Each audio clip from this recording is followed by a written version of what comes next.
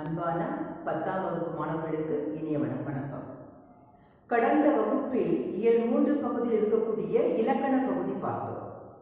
தொகா நிலைத்தொடர் இலக்கண பகுதியை பார்த்தோம். இப்ப ஏற்கனவே நான் சொல்லியிருக்கிறேன், தொடர் ஒரு சொற்கள் பல தொடர்ந்து நின்று பொருளை தருவது தொடர் எனப்படும். அந்த தொடர் தான் 2 வகைப்படும் சொல்லி பார்த்தோம். ஒன்று தொகை நிலைத்தொடர், இன்னொன்று தொகா நிலைத்தொடர். தொகை நிலைத்தொடர் என்று சொல்லி பார்க்கும் பொழுது தொகையினாலே மறைந்து வருவது, 2 சொற்களுக்கு இடையே வேற்றுமை உறுப்புகளோ வேறு ஏதேனும் உறுப்புகளோ மறைந்து வருவது தொகை நிலைத்தொடர் என்று அழைக்கப்படுகிறது என்று சொல்லி பார்த்தோம். தொகை நிலைத்தொடர் 6 வகைப்படும் பார்த்தோம். ஓமை தொகை, உண்மை தொகை, பண்பு தொகை, வேற்றுமை தொகை, அன்மொழி தொகை, வினை தொகை என்று சொல்லி 6 வகைகள் பார்த்தோம். அதன் பிறகு தொகா நிலைத்தொடர் பார்த்தோம். இப்ப தொகா நிலைத்தொடர் நம்ம என்ன சொல்லியிருந்தோம்னா, தொகைனா மறைந்து வருது, தொகானா வெளிப்படையா வரக்கூடியது. 2 சொற்களுக்கு இடையே வேற்றுமை உறுப்புகளோ வேறு ஏதேனும் உறுப்புகளோ மறைந்து வராமல் வெளிப்படையாக வருவது தொகா நிலைத்தொடர் எனப்படும். அந்த தொகா நிலைத்தொடர் நம்ம பார்க்கும் பொழுது 9 வகைப்படும் சொல்லி பார்த்தோம். 9 வகைப்படும் சொல்லி பார்த்தோம். அந்த 9 வகை நம்ம பார்க்கும் பொழுது ஒன்று நம்ம என்ன வகை பார்த்தோம்? நம்ம எழுவாய் தொடர் பார்த்தோம். 2வது வகை பார்க்கும் பொழுது விழித்தொடர் பார்த்தோம். 3வது பார்க்கும் பொழுது பெயரச்ச தொடர் பார்த்தோம். 4வது வினையச்ச தொடர் பார்த்தோம். 5வது வினைமுற்று தொடர் பார்த்தோம்.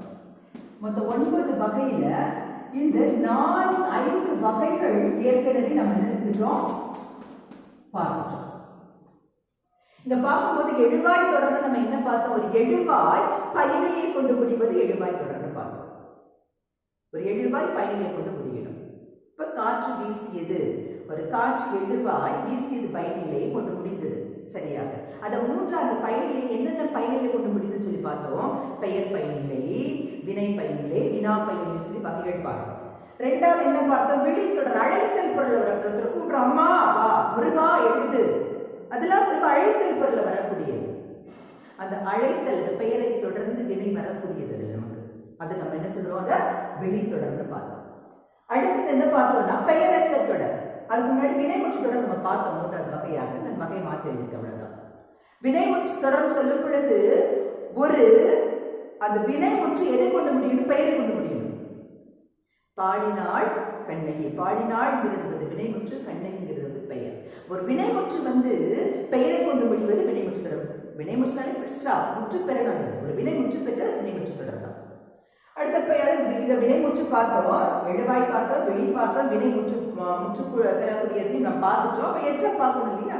அப்ப பெயரச்சு தொடர் வினையச்சு தொடர். இப்ப எச்சம் சொல்லுவது தொக்கி நிற்கக்கூடியது, முற்று பெறாமல் எஞ்சி நிற்கக்கூடியது தான் எச்சம் சொல்றோம். அந்த எச்சம் 2 வகை பார்த்தோம்.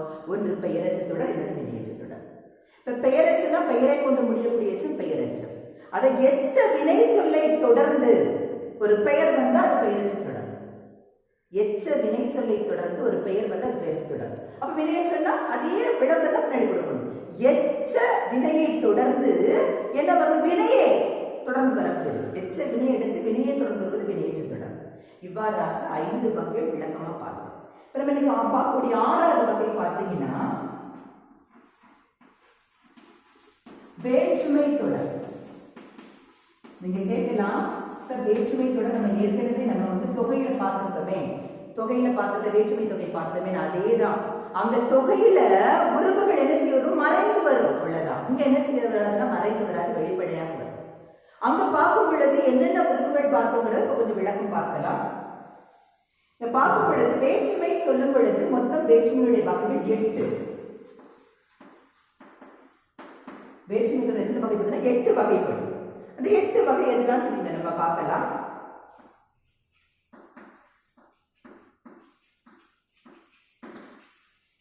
முதல் வேற்றுமை, 2ஆம் வேற்றுமை, 3ஆம் வேற்றுமை, 4ஆம் வேற்றுமை,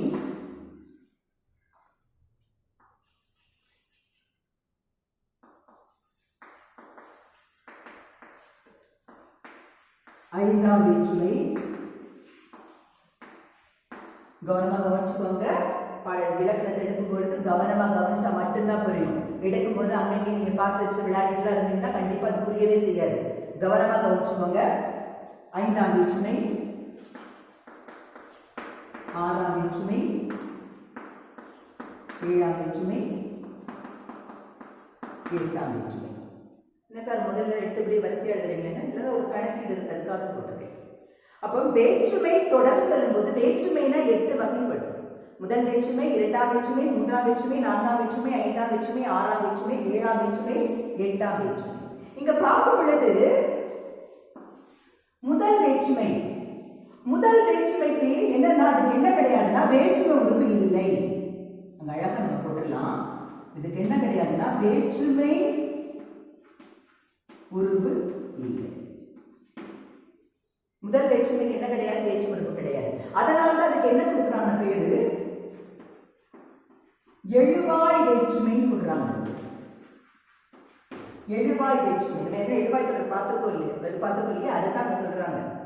அப்போ முதல் வேற்றுமை எழுவாய் வேற்றுமையில் என்ன சொல்றான்னா ஒரு எழுவாய் பணியில கொண்டு முடியாது. எழுவாய் தொடர் சொன்னோம் இல்லையா, அங்க கொடுத்த எடுத்துக்காட்டாங்க. காற்று வீசியது, சூரியன் உதித்தது, அதேதான் இலைகள் அசைந்தது.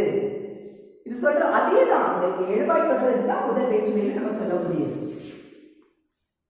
அப்போ முதல் வேற்றுமைக்கு வேற்றுமை உறுப்பு கிடையாது, எழுவாய் வேற்றுமை என்று சொல்லி அழைக்கப்படுகிறது. முதல் வேற்றுமைக்கு என்ன பேர் கொடுக்குறாங்க? எழுவாய் வேற்றுமை என்று சொல்லி அழைக்கப்படுகிறது. அங்க என்ன உதாரணம் கொடுத்தோம் அதேதான். நம்ம எழுவாய் தொடர் என்ன கொடுத்தோம்? காற்று வீசியது சொன்னோம்னா அந்த காற்று வீசியதுதான் நம்ம என்ன சொல்றோம்னா இந்த முதல் வேற்றுமை எழுவாய் வேற்றுமை சொல்றோம். அப்புறம் கடைசியாக ஒரு வேற்றுமை இருக்கு, இங்க 8ஆம் வேற்றுமை இருக்கு. 8ஆம் வேற்றுமை இருக்கு. 8ஆம் வேற்றுமைக்கு என்ன கிடையாது? வேற்றுமை உறுப்பு இல்லை. 8ஆம் வேற்றுமைக்கு என்ன கிடையாது? வேற்றுமை உறுப்பு கிடையாது. அப்ப 8ஆம் வேற்றுமைக்கு வேற்றுமை உறுப்பு என்னன்னா சார் அதுக்கு என்ன கொடுப்பீங்க? அதுக்கு என்ன பேர் கொடுக்குறாங்கன்னா விழி வேற்றுமை. நீங்க இப்பவுமே கேட்கலாம் சார் விழி வேற்றுமை என்ன? வெளித்தொடர் தான். இப்ப வெளித்தொடர் என்ன உதாரணம் கொடுத்தோம்? முருகா, எழுது, அம்மா, வா சொன்னாலும் அதேதான். அதுக்கு அப்ப அந்த முதல் வேற்றுமைக்கும் 8ஆம் வேற்றுமைக்கு என்ன கிடையாது? வேற்றுமை உறுப்பு கிடையாது. அதனால முதல் வேற்றுமைக்கு பேர் எழுவாய் வேற்றுமை, 8ஆம் வேற்றுமைக்கு பேர் வெளி வேற்றுமை சொல்லி சொன்னாங்க. இப்ப நம்ம அடுத்து பார்க்கலாம் 2ஆம் வேற்றுமை, 3ஆம் வேற்றுமை, 4ஆம் வேற்றுமை, 5ஆம் வேற்றுமை, 6ஆம் வேற்றுமை, 7ஆம் வேற்றுமை. இவற்றுக்கு தான் வேற்றுமை இருக்கு. நம்ம என்ன செய்ய கடந்த வகுப்புல நம்ம பார்த்துட்டோம். வேற்றுமை தொகையில நம்ம என்ன செய்தோம்? பார்த்தோம். போய் பார்க்கும்போது பார்த்தோம். இப்ப 2ஆம் வேற்றுமை சொல்லும் போது அதனுடைய வேற்றுமை உறுப்பு சொல்லி பார்க்கும் பொழுது ஐ, 3ஆம் வேற்றுமை வேற்றுமை உறுப்பு ஆர், 4ஆம் வேற்றுமை உறுப்பு இல் அல்லது இன். இது 4ஆம் வேற்றுமை. 4ஆம் வேற்றுமை வேற்றுமை உறுப்பு வந்து கு. 5ஆம் வேற்றுமை உறுப்பு சொல்லும் பொழுது இல் அல்லது இன். 6ஆம் வேற்றுமை சொல்லும் பொழுது அது. 7ஆம் வேற்றுமை சொல்லும் பொழுது கண். அப்ப நான் அழகா உங்களுக்கு விளக்கம் கொடுக்கிறேன். நீங்க இதே மாதிரி நீங்க அட்டவணை போட்டு படிச்சுன்னா உங்களுக்கு இன்னும் உங்களுக்கு அழகா புரியும். இப்ப முதல் வேற்றுமைக்கு 8ஆம் வேற்றுமைக்கு என்ன கிடையாது? வேற்றுமை உறுப்பு கிடையாது. முதல் வேற்றுமை நம்ம என்ன சொல்றோம்? எழுவாய் வேற்றுமை சொல்றோம். 8ஆம் வேற்றுமை வெளி வேற்றுமை சொல்றோம். அங்க எந்த வேற்றுமை உறுப்புகள் வந்துதான் வரணும்னு அவசியம் கிடையாது. ஆனா 2ஆம் வேற்றுமையில இருந்து 7ஆம் வேற்றுமை வரைக்கும் வேற்றுமை உறுப்புகள் வந்தாதான் அது இருக்கும். இப்ப 2ஆம் வேற்றுமைக்கு நம்ம என்ன சொன்னோம்? 2ஆம் வேற்றுமை உறுப்பு ஐ, 3ஆம் வேற்றுமை உறுப்பு ஆர், 4ஆம் வேற்றுமை உறுப்பு கு, 5ஆம் வேற்றுமை உறுப்பு இல் அல்லது இன் போட்டு சொல்லுவோம். 6ஆம் வேற்றுமை உறுப்பு அது, 7ஆம் வேற்றுமை உறுப்பு கண். ஒவ்வொன்றுக்கு ஒரு உதாரணம் கொடுத்தா உங்களுக்கு புரியும். 2ஆம் வேற்றுமை பார்க்கலாம். எளிமையான உதாரணங்கள் தான். முருகன் மரத்தை வெட்டினான். உங்களுக்கு எளிமையா இருந்தது தெரியக்கூடியதான். முருகன் என்ன செய்தா? மரத்தை வெட்டினான். இங்க பார்க்கும் பொழுது சார் இங்க எங்க நமக்கு வேற்றுமை வருவதற்குன்னு கேட்கலாம். இங்க பாத்தீங்கன்னா மரத்தை தை இருக்கு இல்லையா, இங்க தையை பிரிக்கும் பொழுது இத்து கூட்டல் ஐ, ஐ பண்ற வேற்றுமை இங்க செய்யுது. உங்களால புரிஞ்சுக்குன்னு நினைக்கிறேன். ஏன்னா இங்க ஐ 2ஆம் வேற்றுமை உறுப்பு அங்க செய்துச்சு. அப்ப இங்க 2ஆம் வேற்றுமை கண்ணுக்கு தெரியுது, வேற்றுமை உறுப்பு கண்ணுக்கு தெரியுது. அப்படி தெரியறதுக்கு என்ன பேருங்கிறாங்க? தொகாநிலை தொடர். இந்த வேற்றுமை தொகாநிலை தொடர். இப்ப தொகை சொல்லும் போது கண்ணுக்கு தெரியாது. முருகன் மரம் வெட்டினான் தான் இருக்கு. அப்ப நீ அங்க என்ன செய்யணும்? அந்த ஏன் மரம் வெட்டினா என்ன வேற்றுமை வரும் பார்க்கும் பொழுது அங்க ஐ சேர்த்தாதான் இரண்டாம் வேற்றுமை தொகையா வரும். அதனாலதான் அது மறைந்ததுனால அது தொகையா மாறிச்சு. இப்ப இங்க சொல்லும் பொழுது முருகன் மரத்தாய் நேரடியா வந்துடுச்சு. இங்க இன்னொரு விஷயமும் இருக்கு உனக்கு. இப்ப முருகன் சொல்லும் பொழுது எழுவாய், வெட்டினான்ங்கிறது பயனில்லை. இதுல நம்ம சின்ன வகுப்புல படிச்சதுதான். இங்க மரத்தைங்கிறது என்னன்னா அதுக்கு பேரு செய்யப்படும் பொருள்.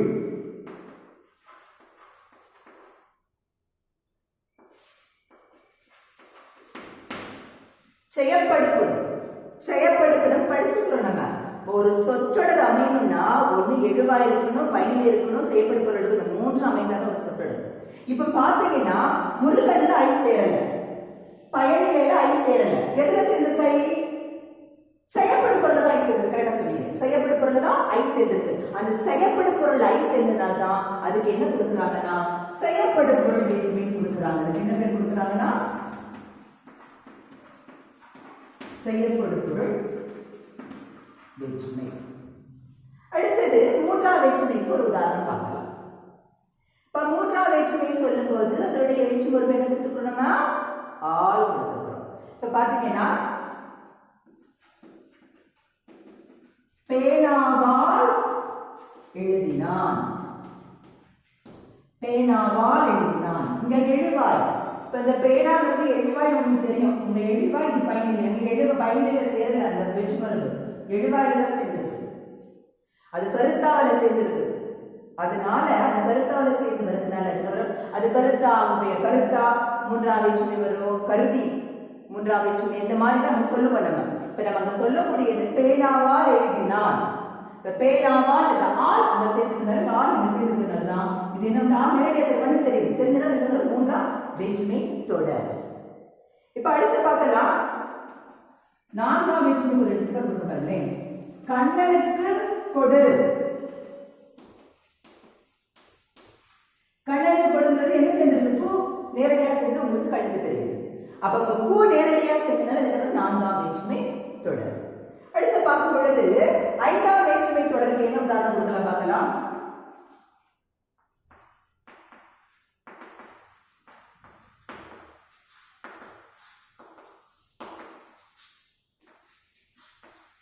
மரத்தில் இருந்து விழுந்தான். பாத்தீங்கன்னா வந்திருக்கு இல். மரத்தில் இருந்து விழுந்தான். அப்ப அந்த இல் அங்க செய்ததுனால அது ஐந்தாம் வேற்றுமை. கண்ணுக்கு தெரியுது உங்களுக்கு. அப்ப கண்ணுக்கு தெரிஞ்சாலே அந்த நமக்கு என்ன வரும்? தொகாலிய தொடர்ல தான் வரக்கூடியது. அடுத்தது ஆறாம் வேற்றுமை தொடர் சொல்லும் பொழுது அது ரொம்ப எளிமையானது. எனது புத்தகம். எனது புத்தகம் பார்த்தீங்கன்னா எனது அந்த ஆறாம் வேற்றுமை சொல்லும் பொழுதே நமக்குள்ள நமக்கு புரியுது, நம்மகிட்ட இருக்க முடியுது. எனது புத்தகம், என் பேனா, எனது கை, எனது கால், எனது கை. இப்ப நம்ம கிட்ட இருக்கக்கூடிய உரிய பொருட்களை வச்சு சொல்லக்கூடியதுனால அது நம்ம என்ன சொன்னா ஆறாம் வேற்றுமை தொடர்ந்து. என்னுடைய புத்தகம் கூட சொல்லுவோம். நம்ம வந்து உடையங்கிறது கூட வருது, சொல்லுக்குள்ள சேர்ந்து வரும். அப்ப இங்க பார்க்கும்போது இந்த ஆறாம் வேற்றுமை தொடர் எனது புத்தகம். ஏழாம் வேற்றுமை தொடருக்கு ஒரு உதாரணம் பார்க்கலாம்.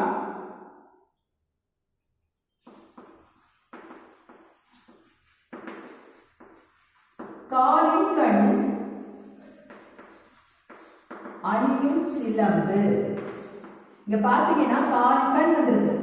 பொதுவாக நம்ம வந்து இப்ப கையில வளையல் போடுவாங்க பெண்கள், கால் அணிஞ்சிருவாங்க, சிலம்பு இல்ல கொலுசு போடுவாங்க இல்லையா? அப்ப அவங்க அணியக்கூடிய இடம், அந்த இடத்தை குறிக்கிறது. முக்கியமாக என்ன சொல்றோம்னா ஏழாம் வேற்றுமைனா அந்த இடத்தை குறிக்கணும், இடத்தை குறிக்கணும். இடம் முக்கியமா இடம் வேணும். ஏழாம் வேற்றுமை இடம் தான். எந்த இடத்தை குறிக்குதோ அந்த இடம் காலில் சிலம்பு அணிப்போம். காலில் கரெக்டா காலின் அணியும் சிலம்பு. இப்ப மரத்தின் கூடு கட்டும் பறவை. ஏன்னா பறவையுடைய இடம் இது மரம் தான். அந்த கூடு கட்டுற இடம் மரம் தான். அதனால என்ன சொல்றோம்னா அந்த என்ன சொல்றாங்க இடம் சொல்றோம். அப்ப அதனால என்ன பேர் கொடுக்குறாங்கன்னா இட வேற்றுமை, இடப்பொருள் வேற்றுமைன்னு சொல்லணும். இங்க பாத்தீங்கன்னா இந்த ஐந்தாம் வேற்றுமைக்கும் ஏழாம் வேற்றுமைக்கும் ஒரு ஒப்புமை இருக்கு. பாத்தீங்கன்னா அங்கேயும் இல் வருது, இங்கே நமக்கு இல் வருது.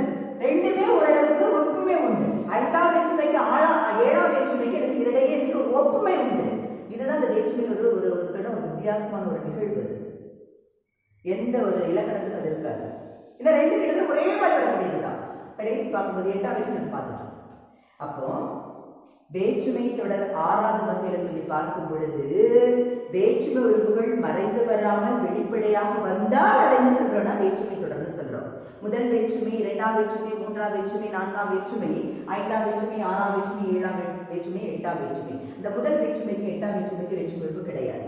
2ஆம் வேற்றுமையின் உறுப்பு ஐ, 3ஆம் வேற்றுமையின் உறுப்பு ஆல், 4ஆம் வேற்றுமையின் உறுப்பு கு, 5ஆம் வேற்றுமையின் உறுப்பு இல் அல்லது இன், 6ஆம் வேற்றுமை உறுப்பு அது, 7ஆம் வேற்றுமை உறுப்பு கண் என்று சொல்லி பார்த்தோம்.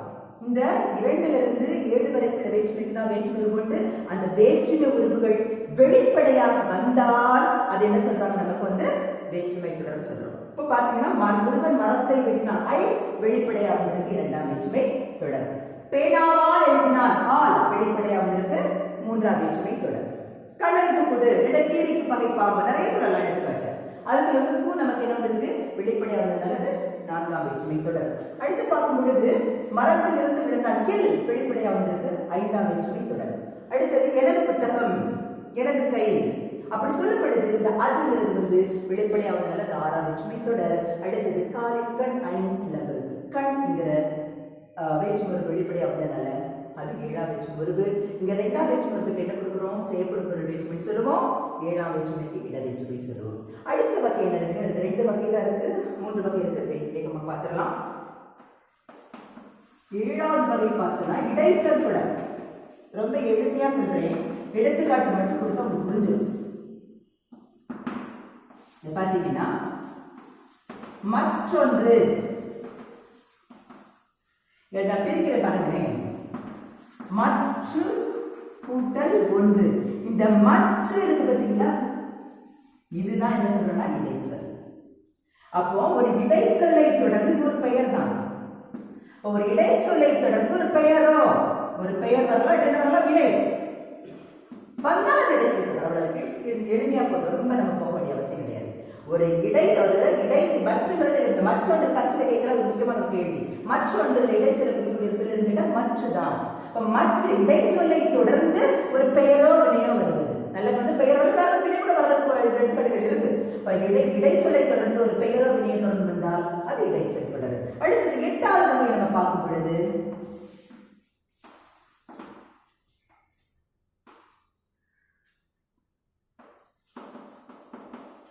உரிச்சொல் தொடர். உரிச்சொல் சொல்லும் பொழுதே உங்களுக்கு தெரியணும், சால, ஒரு, நனி, தவ, கடி இவைகள் எல்லாம் எதை குறிக்கின்றன, உரிச்சொல்லை குறிக்கின்றன. நீங்க கேட்கலாம், எதுக்கு நம்ம உரிச்சொல்லை பயன்படுத்துறோம்? ஒரு சின்ன ஒரு உதாரணம் பாருங்களேன். சால பேசினான், என்ன செய்யறானா, ஒரு பேச்சு போட்டிக்கு போறான், பேச்சு போட்டில பேசுறான், சிறப்பா பேசுறான், அழகா பேசுறான். நம்ம பாக்குறவங்க மெய் மறந்து போறாங்க. எல்லாரும் ஒவ்வொருத்தரும் அப்படி பேசலாம், இப்படி பேசலாம், அப்படி பேசலாம், இப்படி பேசலாம் சொல்லுவாங்க. அதுக்கெல்லாம் ஒரே வார்த்தையா சொல்லக்கூடியதுதான் என்ன சொல்றாங்க, சால பேசினான். எல்லாத்துக்கும் சேர்த்து மொத்தமா ஒரு குறிப்பை கொடுத்துடுறாங்க. இப்ப இந்த சால பேசின ஒரு இடத்துல கொடுத்துருப்பாங்க, ஒரு மீன். ஒரு மீன்கள் வந்து கடற்புறத்துல பாத்தீங்கன்னா காலையில மீனை போட்டு தட்டுவாங்க, பயங்கரமா பூச்சி போட்டுப்பாங்க. ஏராளமான மீன்களை சொல்லணும். இப்ப இந்த ஏராளமான மீன்களை சொல்றதுக்கு நம்ம என்ன சொல்றோம், ஒரு அந்த மொத்தத்தை குறிப்பிட்ட வார்த்தையா நம்ம சொல்றோம்.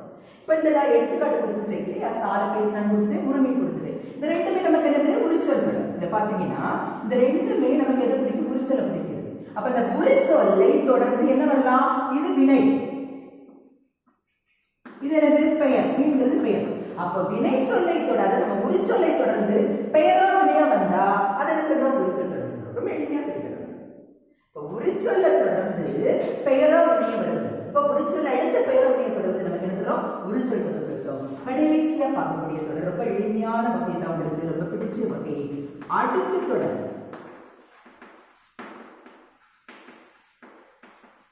அடுக்கு தொடர்னா என்னன்னா, உங்களுக்கு ஒரு விஷயம் தெரியணும்,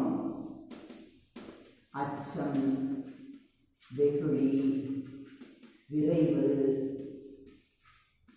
இதெல்லாம் பார்த்தீங்கன்னா அச்சம் வந்துருச்சு. இப்போ நம்ம வீட்டுக்குள்ள நுழையிறோம், பாம்பு முன்னாடி போகுது, உடனே பாம்பு பார்த்தா பாம்பு வந்துச்சு, சிரித்து பாம்பு வந்துருக்கா சொல்ல மாட்டாரு, ஐயோ பாம்பு பாம்பு பாம்பு பாம்பு பாம்பு நம்ம பல முறை சொல்லுவோம். இந்த பாம்பு பலம் என்ன ஒரு அச்சத்துல பயத்துல சொல்றோம். இப்ப நம்ம கோவம் வந்துச்சு வீட்டுல, நம்ம அம்மா ஏதோ ஒரு வேலை செய்ய சொல்லுவாங்க, நம்ம கோவம் வந்துருக்கு அவங்க உடனே அம்மா சிரிச்சுட்டு வாடா ராஜா நான் ரொம்ப சந்தோஷமா இருக்கேன்னு சொல்லுவாங்களா? வெளில போ போ போ போயிரு, கண்ணு முன்னாடி நிற்காது அப்படி சொல்ல வார்த்தையை அடிக்க தொடர்ந்து சொல்லுவாங்க. வேகமா போகணும். நம்ம ட்ரெயின் வந்து போட்டு 10 நிமிஷத்துல போய் நிற்கணும். சென்ட்ரல் லெவல் நின்று ட்ரெயின் பிடிக்கணும். இல்லாட்டா நம்ம வெளியூருக்கு போக முடியாதுன்னா வேகமா நிற்கிறது. டிரைவரை நம்ம வந்து நம்ம ஒருவேளை நம்ம காரில் போனோம்னா அவர் எவ்வளோ வேகமா போ நம்ம விரட்டு போடணும். அப்ப அந்த அச்சம் வெகுளி விரைவு காரணமாக சில சொற்களை 2-3 முறை நம்ம நினைச்சோம் அடுக்கி நம்ம பேசுவோம். அதுதான் அடுக்கு கடல். இப்ப நம்ம என்ன ஒருத்தரை வந்து வாழ்த்துறோம். வாழ்த்துறது கூட நம்ம என்ன பயன்படுத்தலாம். வாழ்க வாழ்க, வருக வருக, தீ தீ. இங்க பார்க்கும் பொழுது அச்சம் வெகுளி விரைவு இந்த மாதிரி இதற்றின் காரணமாக சொற்களை 2-3 முறை அடுக்கி சொல்வதுதான் நம்ம அடுக்கு தொடர். 2-3 முறை நம்ம அடுக்கி சொல்லணும். அந்த அடுக்கி சொல்லக்கூடியதுதான் அடுக்கு தொடர். நம்ம சொல்லும்போது முக்கியமா அதுல பார்க்கணும். இங்க என்ன பிரித்தால் என்ன செய்யணும்னா பொருள் தரணும். இதே மாதிரி உனக்கு என்ன வரும்னா ரெட்டை கிழமை வரும். ரெட்டை கிழமை ரெட்டை சொற்களா வரும். ஆனா அங்க பிரிச்ச பொருள் தராது. அதனால இவை நமக்கு பிரித்தால் நமக்கு என்ன செய்ய வேண்டும்? பொருள் தர வேண்டும். இவ்வாறாக நம்ம என்ன செய்யணும்னா இன்னைக்கு பார்த்த பகுதியில் தொகுப்பு பார்த்தரலாம். தொகை நிலை தொடர். தொடர்ந்து சொல்லும் பொழுது சொற்கள் பல தொடர்ந்து பொருள் தருவது தொடர் எனப்படும். தொடர் 2 வகைப்படும். ஒன்று தொகை நிலை தொடர், இன்னொன்று தொகா நிலை தொடர். தொகை என்று சொல்லும்போது 2 சொற்களுக்கு இடையே வேற்று வருபொருளோ வேறு எதிரும் வருபொருளோ மறைந்து வருவது. தொகைனா மறைந்து தொக்கி மறைந்து வருவது தொகை நிலை தொடர். 6 வகைப்படும். இந்த முன்ன வகுப்புல பார்த்துட்டோம். இப்ப பார்க்கக்கூடியது தொகாநிலை தொடர். 2 சொற்களுக்கு இடையே வேற்று வருபொருளோ வேறு வருபொருளோ மறைந்து வராமல் வெளிப்படையாக வருவது அது தொகாநிலை தொடர். அந்த தொகாநிலை தொடர் பார்க்கும் பொழுது 9 வகைப்படும். எழுவாய் தொடர், வெளித்தொடர், பெயரச்சல் தொடர், வினைத்து தொடர், வினைமுற்று தொடர், வேற்றுமை தொடர், விடைச்சொல் தொடர், உரிச்சொல் தொடர், அடுக்கு தொடர். ஏற்கனவே நம்ம முதல் 5 வகை எழுவாய் தொடர் பார்த்துட்டோம், வெளித்தொடர் பார்த்துட்டோம், பெயரச்சல் தொடர் பார்த்துட்டோம், வினைத்து தொடர் பார்த்துட்டோம், வினைமுற்று தொடர் இருக்கும் விளக்கம் நிறைய பார்த்துட்டோம். இப்ப இந்த வேற்றுமை தொடர் பார்க்கும் பொழுது வேற்றுமை 8 வகைப்படும். முதல் வேற்றுமை, 2ஆம் வேற்றுமை, 3ஆம் வேற்றுமை, 4ஆம் வேற்றுமை, 5ஆம் வேற்றுமை, 6ஆம் வேற்றுமை, 7ஆம் வேற்றுமை, கடைசியாக 8ஆம் வேற்றுமை தொடர். அப்ப இந்த முதல் வேற்றுமைக்கு 8ஆம் வேற்றுமைக்கு என்ன கிடையாது?